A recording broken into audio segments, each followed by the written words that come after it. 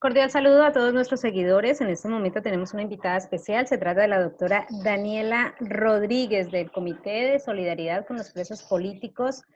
en Colombia, en un importante trabajo que han venido realizando de la mano con las víctimas de lo que son las ejecuciones extrajudiciales, los informes que se han presentado ante la justicia o la Jurisdicción Especial para la Paz, la Comisión de la Verdad, la unidad de búsqueda y demás entidades que tienen que ver con estos temas. Muy sensibles para algunos, pero para otras personas están obviamente a la espera del trabajo de este comité para conocer la justicia, para de una u otra manera tener esa tranquilidad de que sus casos no van a quedar impunes. Doctora Daniela, buenas tardes, bienvenida a estos informes especiales de www.subversión.com.co. ¿Y qué tenemos para destacar de ese trabajo que ustedes hacen desde la parte legal, pero que va de la mano de diferentes componentes hasta llegar a la esencia de lo que son las víctimas? Bueno, muy buenas tardes para ti y para todas las personas que nos acompañan en esta oportunidad, que nos escuchan. Como bien lo dijiste, pues yo soy abogada, hago parte del Comité de Solidaridad con los Presos Políticos, que pues vale destacar es la primera organización de derechos humanos que surge en nuestro país en los años 70 y que dedica todo su accionar para trabajar con víctimas de distintas violencias, ¿no?, que ocurren en nuestro país. Entre ellas, pues por supuesto, las víctimas de la criminalidad estatal, como son las víctimas de ejecuciones extrajudiciales, de desapariciones forzadas y de otros hechos victimizantes en los que se ha contado con la participación de agentes estatales, ¿no?, que creo que es un punto allí como relevante a tratar. Efectivamente, nosotros desde el Comité de Solidaridad con los Presos Políticos venimos haciendo una incidencia ya desde hace tiempo en lo que tiene que ver con el sistema integral de verdad, justicia, reparación y no repetición, incluso desde antes de que este se constituyera como tal. Creo que allí vale la pena mencionar que nosotros incidimos frente a la Corte Constitucional mediante acciones, mediante intervenciones ciudadanas para lograr durante el periodo que se conoció como el Fast Track, que estas instituciones, digamos, que respetaran los derechos adquiridos de las víctimas y que se ciñeran también a los parámetros que se tienen, por ejemplo, por organismos internacionales de protección de derechos humanos. Sí, creo que,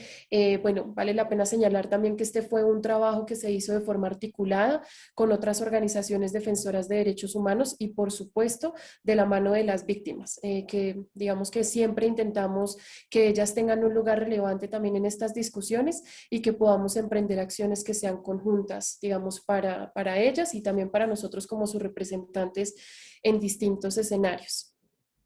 Luego de este periodo del Fast Track, nosotros digamos que iniciamos con todo el tema de la implementación propiamente del sistema integral, digamos que a partir de una veeduría, por llamarlo de alguna forma, incidir, como lo venía mencionando, ante distintas instancias y ya cuando se abre la puerta para la presentación de informes, especialmente frente a la Jurisdicción Especial para la Paz, pues decidimos iniciar nuevamente un proceso de creación de estos informes, de documentación de los casos, al punto que al día de hoy hemos presentado cerca de 12 informes que han tenido como destino principalmente la Jurisdicción Especial para la Paz y la Comisión de la Verdad. En este momento también, digamos, encontrándonos a puertas de que finalice el mandato de la Comisión de la Verdad, que recordemos va hasta este año, y de que se cumpla el término de presentación de informes ante la JEP, pues continuamos con esta labor de documentación, de investigación de casos, para pues poder ilustrar muchísimo más a estas instituciones sobre el universo de víctimas que existe actualmente en nuestro país. Doctora Daniela, básicamente para el caso de Casanare y el caso de la región Caribe, ¿de cuántas víctimas estamos hablando y cómo van estos procesos, teniendo en cuenta pues lo que usted acaba de mencionar en los procesos, en las etapas que se deben cumplir? Bueno, pues efectivamente dentro de los informes que nosotros hemos presentado hay unos muy importantes que tienen que ver principalmente con las ejecuciones extrajudiciales que ocurrieron en el departamento de Casanare y también en la provincia de La Libertad del departamento de Boyacá, que recordemos tiene una proximidad, digamos que allí territorial con el departamento de Casanare, lo que favoreció bueno, digamos que se viera también involucrada en estos hechos de ejecuciones extrajudiciales. Entonces tenemos este informe que se llama Ni delincuentes ni combatientes, que fue presentado en el mes de agosto del año 2018. Fue el primero que entregamos ante la Jurisdicción Especial para la Paz, y allí hablamos un poco más de 21 víctimas que fueron ejecutadas extrajudicialmente entre los años 2005 y 2008, con ocasión del actuar irregular de la 16ª Brigada del Ejército Nacional.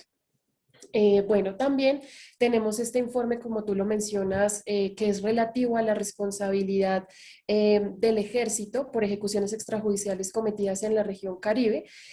Digamos que allí hemos entregado 3 informes por ahora. El primero se llama ¿Qué futuro nos espera?, el cual fue elaborado en conjunto también con el colectivo de abogados José Alvear Restrepo, y allí hablamos sobre aproximadamente 30 casos en los cuales tiene responsabilidad una persona muy importante, digamos que hablando de máximos responsables, cuyo nombre es Adolfo León Hernández Martínez, quien fue comandante del Batallón de Artillería número 2 La Popa de la región Caribe, en un periodo de tiempo en el cual se presentaron bastantes hechos victimizantes de este tipo.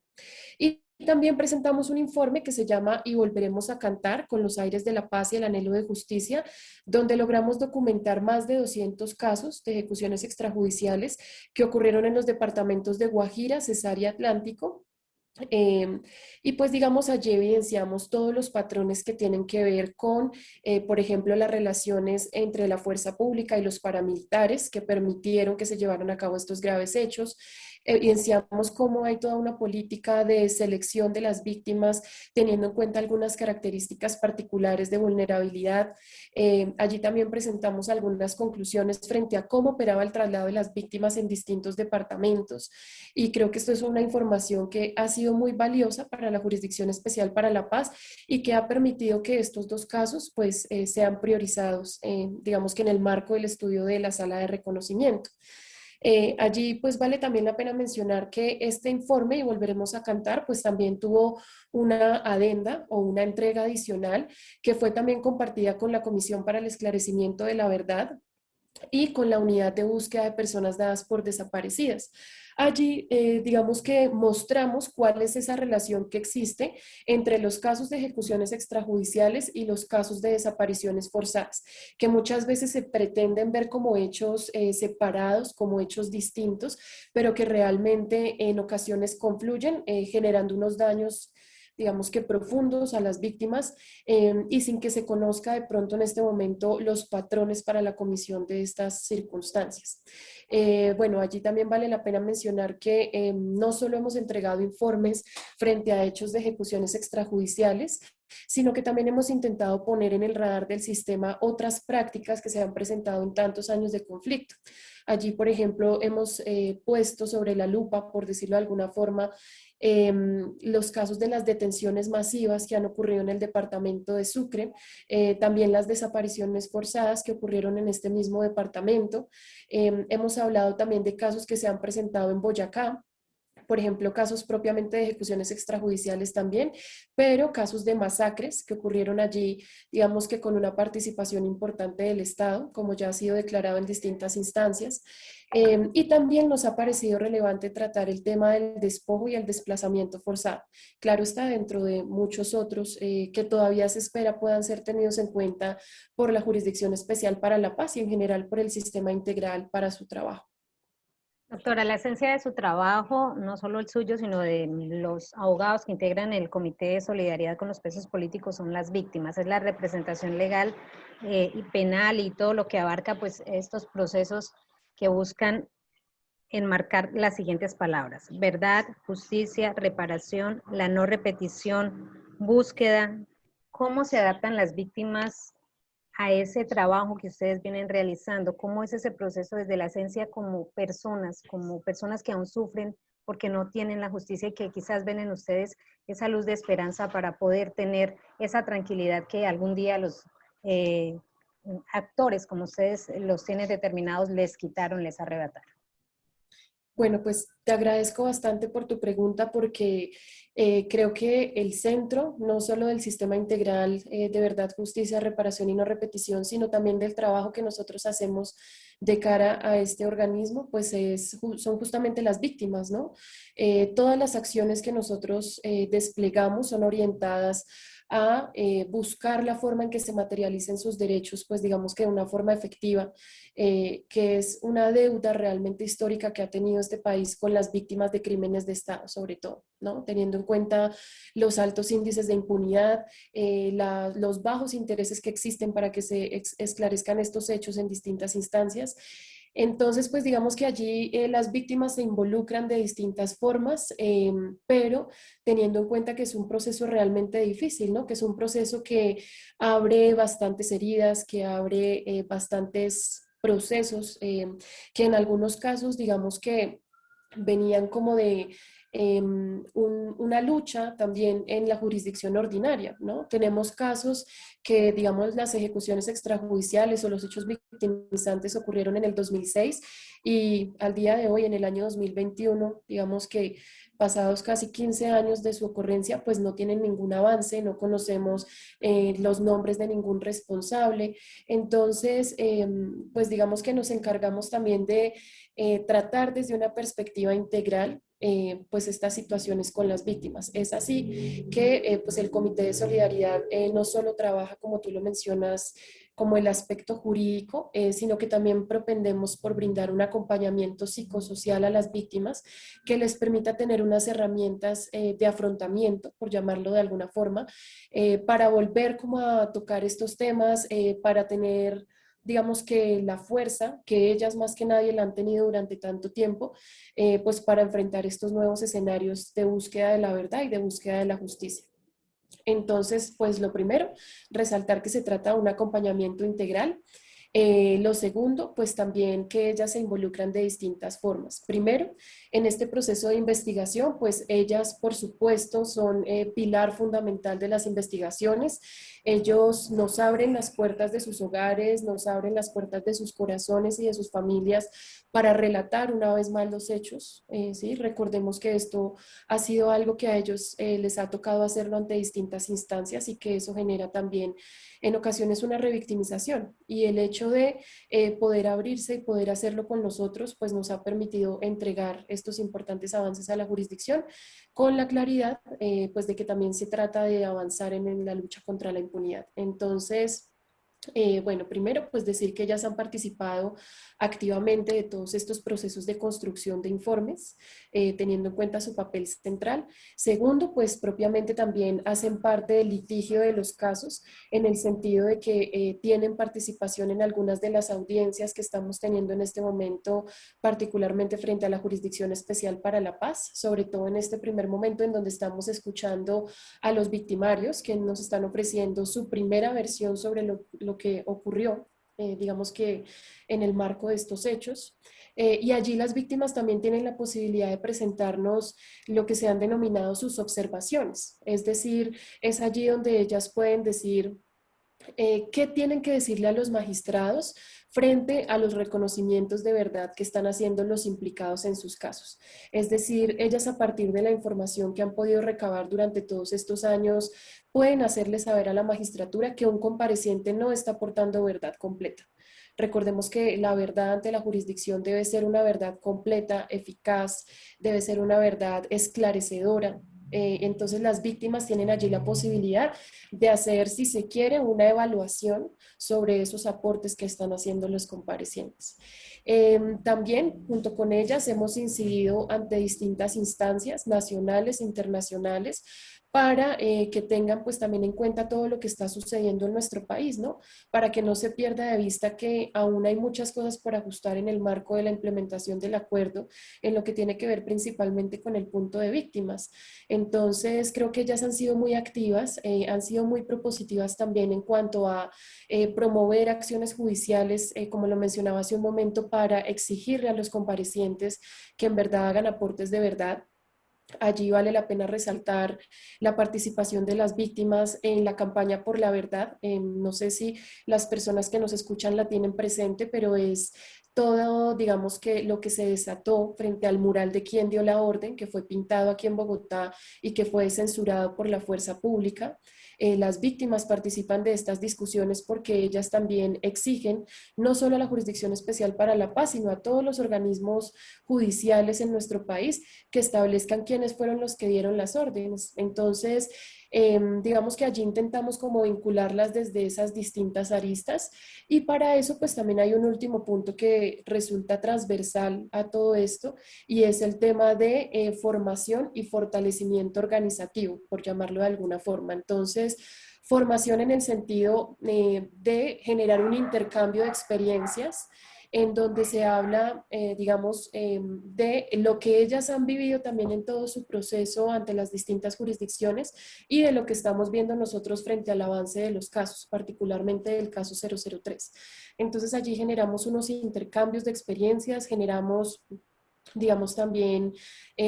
pues como unas jornadas propiamente de formación para que las víctimas también tengan en cuenta cuáles son los escenarios en los que pueden participar, cuál es la forma y cuáles son los tiempos en los que pueden hacerlo. Y de paso, pues esto genera también, como lo mencionaba, un fortalecimiento organizativo para las organizaciones con las que trabajamos en los distintos territorios. Por ejemplo, allí en el caso de Casanare tenemos un trabajo articulado con COSPAC, que digamos también agrupa a muchas víctimas de crímenes de Estado. Tenemos también trabajo, por supuesto, con el MOVICE, el Movimiento Nacional de Víctimas de Crímenes de Estado, capítulo Casanare. Y en el caso del Caribe, trabajamos principalmente pues con el MOVICE también, capítulo Atlántico, y propiamente con la Asociación de Familiares Unidas por un Solo Dolor, que es una organización de madres víctimas, perdón, de madres cuyos hijos fueron víctimas de ejecuciones extrajudiciales y en algunos casos de desapariciones forzadas. Entonces, pues, digamos que como lo mencionaba, intentamos tener como una comunicación muy amplia con las víctimas, intentamos involucrarlas en los distintos procedimientos que realizamos, pues también teniendo en cuenta que todas y cada una de las actividades que llevamos a cabo, pues tienen como fin lograr efectivamente la materialización de los derechos de las víctimas. Doctora, en el caso de el miedo, ¿cómo decirle, cómo indicarle quizás a esas víctimas que aún siguen en el anonimato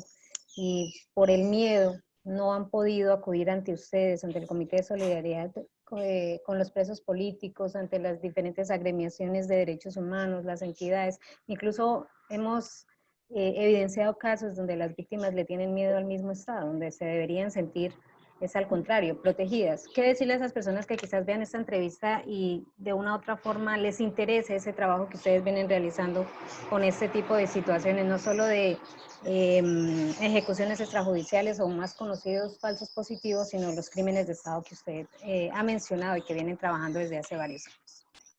Bueno, muchas gracias. Creo que es una pregunta muy importante porque justamente una de las limitaciones que se han tenido para el esclarecimiento de estas graves violaciones a los derechos humanos en las que interviene el Estado es justamente el desconocimiento sobre el universo real de víctimas que se tienen sobre estas prácticas. Y eso justamente atraviesa por lo que tú mencionas, por el miedo a denunciar, por amenazas, hostigamientos, desplazamientos que han seguido también, digamos que a estos hechos que se han presentado con ocasión del actuar irregular del Estado.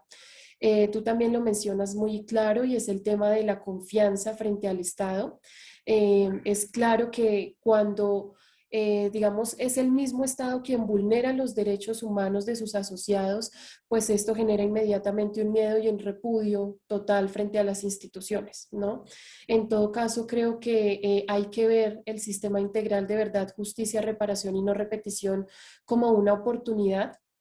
que nos damos como sociedad también, digamos que para hacer posible la construcción de un país en paz, donde existan pues también, digamos que reparación y otras garantías, por supuesto, para las víctimas y que puedan darse algunos escenarios de reconciliación. En este sentido, pues también es clave mencionar que, digamos que esto que tú propones ya ha sucedido. Nosotros hemos tenido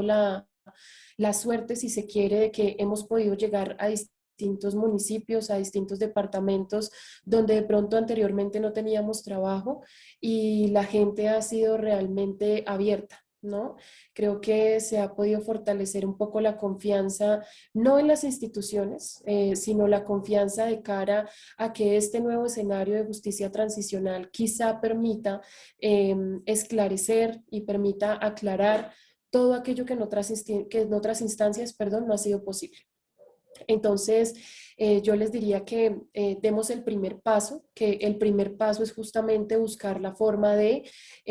llegar no solo a las organizaciones defensoras de derechos humanos, también hay de pronto otros canales a través de los cuales se puede llegar a la Jurisdicción Especial para la Paz y a los demás organismos.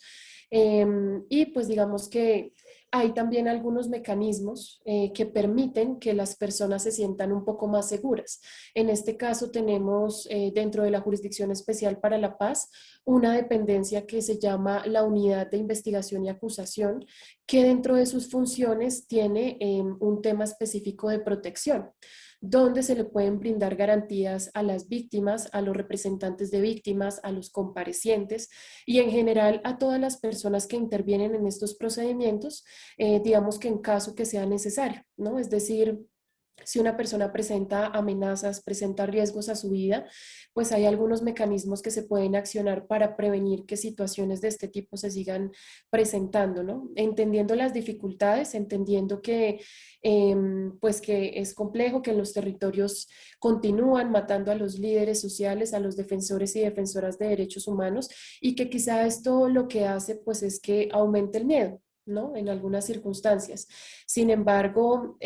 recordar que acá estamos hablando de macrocasos, recordar que acá se trata de juntar esfuerzos y pues que de animarse, las personas que estén viendo y escuchando este mensaje también pueden dirigirse al Comité de Solidaridad con los Presos Políticos y a otras organizaciones para recibir una orientación mucho más profunda de cómo pueden participar, pero con la claridad de que en este sistema pues realmente cabemos todos, por decirlo de alguna forma, que esperamos aquí se esclarezcan estas graves violaciones a los derechos humanos y que se siga, digamos que avanzando en esta lucha contra la impunidad, ¿no? Si me permites también, creo que hay que señalar que no se trata solo de participar en la JEP, porque la JEP nos va a brindar, digamos que un componente de justicia, pero el sistema integral tiene otras dependencias que también pueden ser muy útiles para aliviar, si se quiere, en alguna medida los daños generados a las víctimas. Y es en el caso de la Comisión de la Verdad, pues aquí se puede acudir también a entregar el testimonio, a, digamos que a ofrecer toda la información que se tenga sobre las circunstancias de los hechos victimizantes que se hayan padecido y la comisión estará presta, digamos que también a escucharlo y a incluirlo en su informe final, que recordemos que es el, digamos que el objeto y fin de la Comisión de la Verdad, poder esclarecer todo lo que sucedió en más de 50 años de conflicto armado y establecer cuáles fueron las responsabilidades de algunos de los principales actores, dentro de ellos el Estado. Y pues la otra unidad, la otra dependencia, perdón, es la unidad de búsqueda de personas dadas por desaparecidos. Y aquí pues también es importante que las víctimas cuyos familiares continúan desaparecidos forzadamente puedan acudir ante esta dependencia o ante este mecanismo.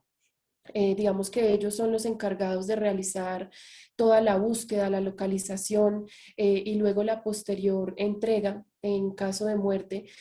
cuando se encuentren restos de personas que han sido dadas por desaparecidas en distintos contextos, ¿no? Entonces,